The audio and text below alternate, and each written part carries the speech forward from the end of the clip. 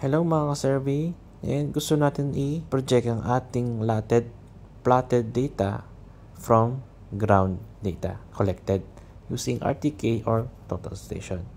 So punta tayo muna sa contour. Press natin import. And then hanapin natin yung point ng CSV na galing sa RTK natin. For me, ito yung add point CSV file. So makikita niyo meron tayong points na halos kaparehas ng data natin sa plotted. So balik tayo sa mother lots. Punta tayo ngayon sa icon button ng settings. Click natin yung move lots. So nakalagay dito sa baba, select corner from lots. So, select tayo ng corner from the lot. Halimbawa, ito, si corner na to. And then, next is select point from import. Select tayo ng point. Ito. Now, once na maselect mo na yung dalawang point, makikita natin na nag-move na yung ating points na ground collected papunta sa plotted natin data. So, ang gagawin natin next is i-project natin lahat ng points na possible. So, itong point, ito ulit. Itong point. Next point, ito. Ito. Ito. Ito. Ito. At ito.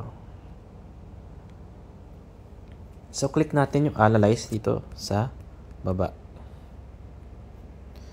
Itong accepted error, nasa iyo na yan kung gusto mo i-accept ang 10 cm error and then kung gusto natin i-rotate yung values o hindi. I-rotate yung data natin or hindi. Pagka-click ko ng analyze, magbibigay siya ng option ng base point at rotation point. Ayan, halimbawa ito. Si corner 1 ang base point, si corner 2 ang rotation point. So, dito sa pangalawang number of points, ibig sabihin, meron tayong 5 select na points. Yung 5 na yun, pumasok dun sa accepted error, which is yung 10 cm kanina. And then yung mean error, meaning niya error ng bawat or lahat ng pumasok dun sa ating selected points. So, nasa iyo na yan kung ano yung gusto mong piliin na base point at rotation point. Pagka-select ko, na translate na yung ating points from plotted to ground collected.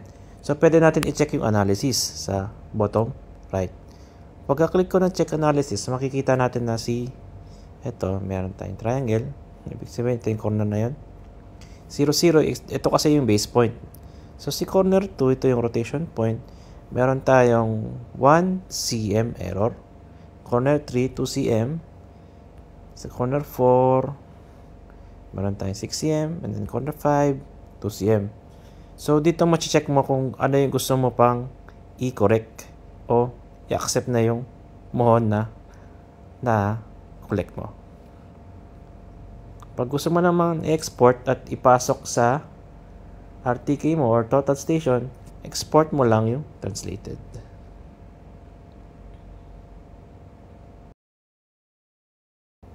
So, makikita mo na yun dito sa AIGA plot, projects, tutorial, and then translated technical description. So, itong lote is naka-project na dun sa ating current collected data. So, ang kailangan mo lang gawin is import sa app mo and then relocate. So, thank you for watching and see you in the next video.